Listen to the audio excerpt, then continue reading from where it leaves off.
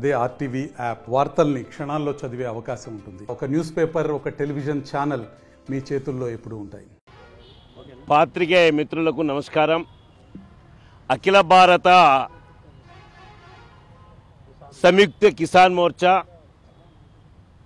జాతీయ కమిటీ పిలుపు మేరకు దేశవ్యాపితంగా మార్చి 5వ తేదీ నుండి మార్చి 13వ తేదీ వరకు ప్రధానమైన డిమాండ్లు ఎంఎస్పి సాధన, చట్టబద్ధత కల్పించడం, రెండవది ఏదైతే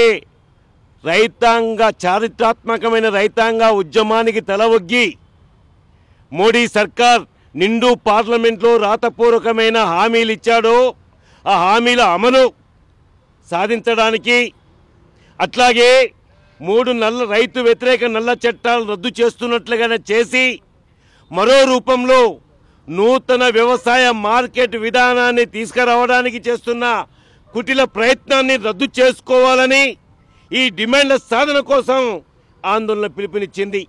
ఈ వెలుగులో, ఈ నేపథ్యంలో నిజామాబాద్ జిల్లా కేంద్రంలో ఈరోజు రైతాంగం భారత ప్రభుత్వం కనువిప్పు కలగాలని చెప్పేసి డిమాండ్ చేస్తూ ధర్నా కార్యక్రమం నిర్వహిస్తూ ఉంది.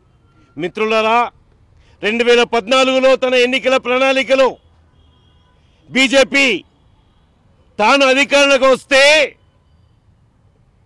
రైతుల ఆదాయాన్ని 2 పెంచుతానని చెప్పి ఈరోజు 10 ఆదాయాన్ని పెంచాడు. ఎవరికి?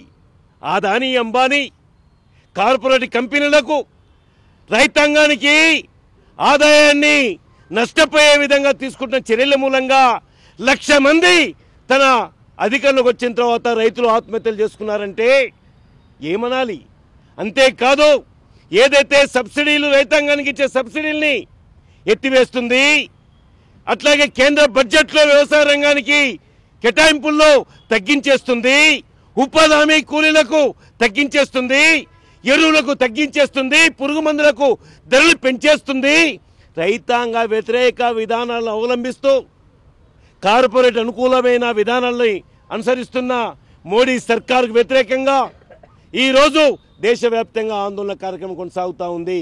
తస్మత్ జాగ్రత్త, రైతాంగాన్ని వ్యతిరేకంగా నువ్వు ఇదే విధానాన్ని కొనసాగిస్తే కర్రు కాల్సి వాత పెడతారని చెప్పేసి హెచ్చరిస్తూ, ఇది రైతాంగ సమస్యల పరిష్కారానికి కార్పొరేటీలకు భూములు దక్కకుండా రైతులకే దక్కే విధంగా ఐక్య ఉద్యమాల్ని బలోపేతం చేస్తుంది సంయుక్త కిసాన్ మోర్చా అని చెప్పేసి నేను గుర్తు చేస్తా ఉన్నా. మరిన్ని వీడియోస్ కోసం ఛానల్ ని సబ్స్క్రైబ్ చేయండి, లేటెస్ట్ అప్డేట్స్ కోసం వాట్సాప్ ఛానల్ ని ఫాలో చేయండి, అండ్ లింక్ డిస్క్రిప్షన్ లో ఉంది.